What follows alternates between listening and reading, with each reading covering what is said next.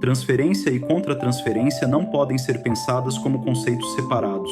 Freud é muito claro ao longo de sua obra.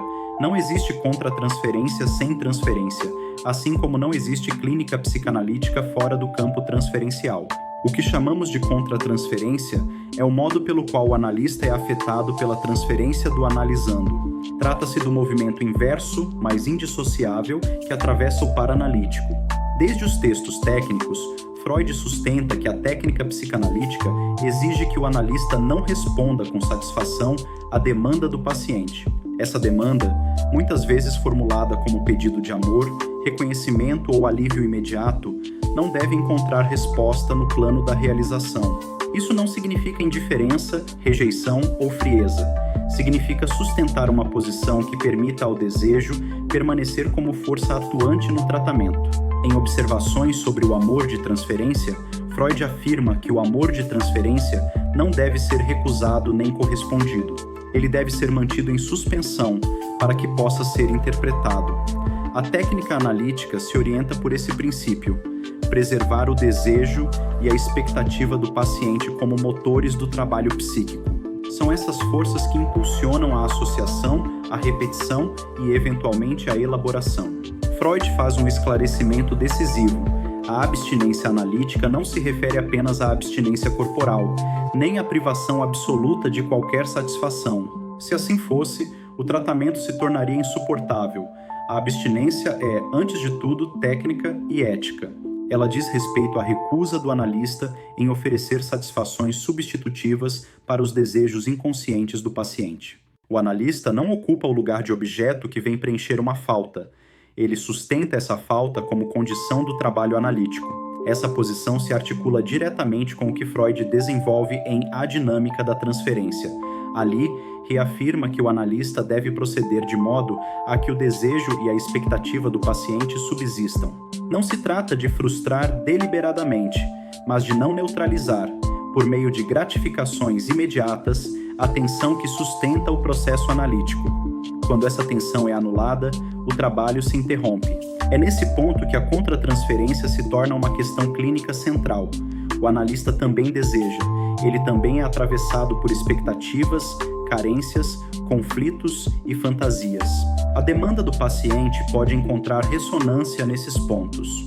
Quando isso acontece, o risco é o analista oferecer, ainda que de forma sutil, uma satisfação substitutiva, acolhimento excessivo, explicações tranquilizadoras, conselhos, validações morais ou envolvimento afetivo. Freud alerta que essas respostas, embora muitas vezes bem intencionadas, desviam o tratamento de seu eixo. Em conferências introdutórias sobre psicanálise, ele insiste que o analista deve reconhecer seus próprios limites e resistências. Nenhum analista vai além daquilo que seus próprios complexos lhe permitem.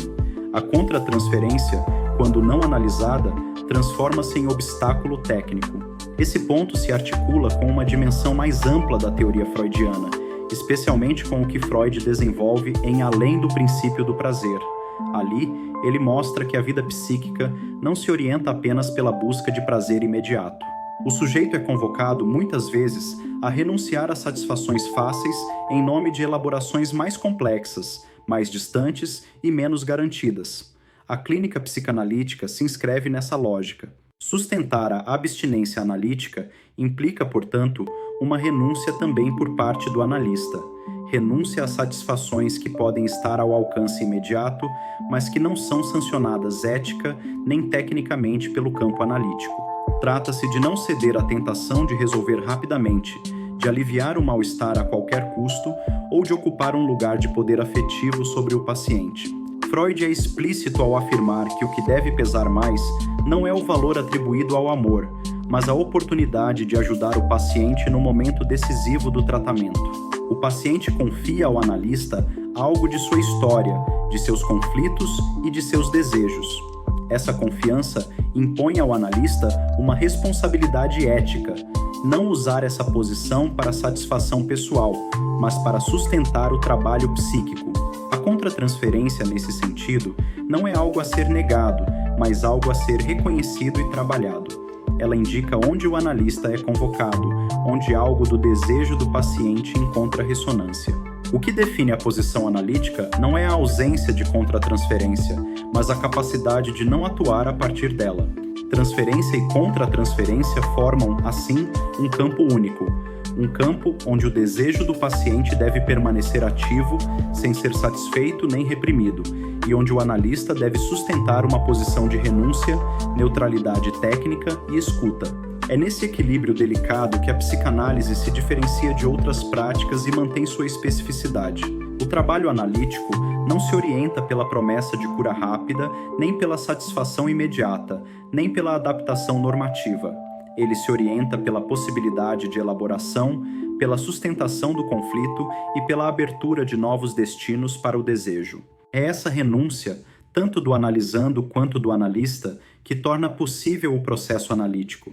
Esta aula é parte de um percurso que não se faz com pressa nem com respostas prontas. A psicanálise se constrói no tempo, no contato com o texto, com o pensamento e, sobretudo, com a escuta.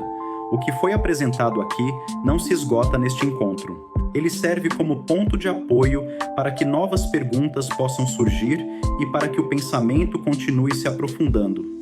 A psicanálise não se oferece como um manual, ela se sustenta como uma experiência.